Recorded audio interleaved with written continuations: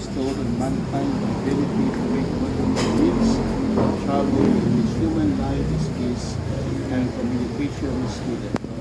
Bless his motorcycle and all those who will travel in it. May they will drive with it through with the concern and care, especially for those they meet on the road. May they always practice courtesy and the greatest prudence. May they be open to the needs of others.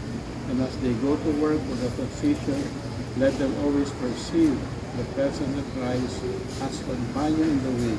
For he is our Lord, who lives with you, and the Holy Spirit forever and ever. Amen. Amen.